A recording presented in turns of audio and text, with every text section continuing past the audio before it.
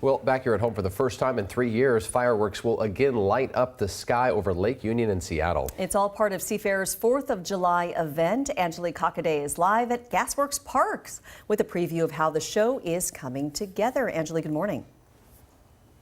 Yeah, Jake and Mimi, listen, the excitement is already in the air. There's already crews here, people setting things up. There's chairs behind us, in front of us, there are beer gardens. So definitely a lot of excitement in the air. And I'm also told that people have been here since 5, 6 in the morning trying to stake their claim to get some good seats. I'm joined by Daisy Jackson with Seafair. How are you doing? Pretty good.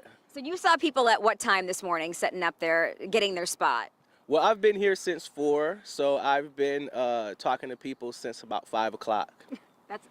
That's pretty early for this, but people are excited. It's the first time it's been back, in 3 years. Talk about what that means for Seafair, putting this together after 3 years. Yeah, definitely being on hiatus like that and doing primarily virtual and hybrid events. We are definitely excited to be back and definitely excited to bring something like this back to the Puget Sound. Sure. And it doesn't start until tonight. The fireworks are at 10:20. They're going to be 10,000 pounds being set off from the barge in the middle of Lake Union. But there's also a lot going on during the day, right? Talk a little bit about that. Correct. At 3 o'clock, the gates were open. The beer gardens will be open. We'll start activities. We'll have field games.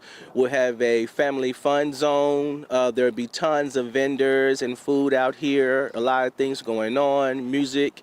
So we pretty much will keep you entertained throughout the entire day until we get started with the fireworks. Until those cracks start sounding from the sky. Exactly. And then for people that are coming down here, how many people are you expecting and what do people need to know in terms of where to park, things like that?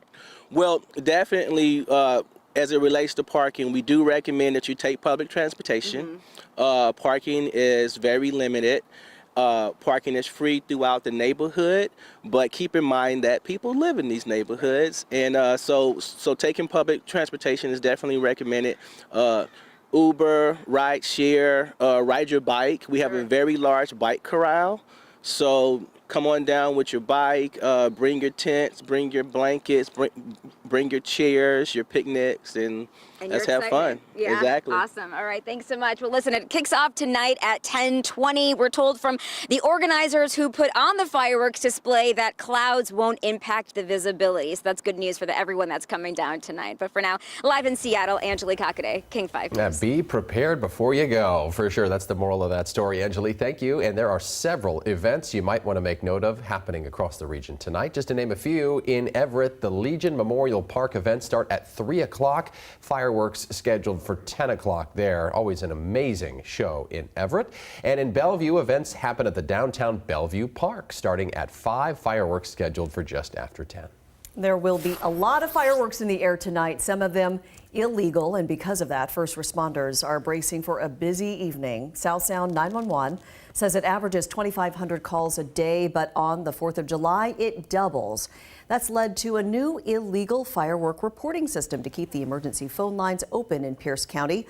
If you file a complaint online or over the phone, it's passed on to law enforcement agencies who then decide how to respond. We're fielding a lot of non-emergency issues. Yes, the potential is it could delay an emergency call from being answered. We want to keep those lines clear, our 911 lines clear for emergencies. South Sound 911's firework complaint system is open now until 5 a.m. on Tuesday.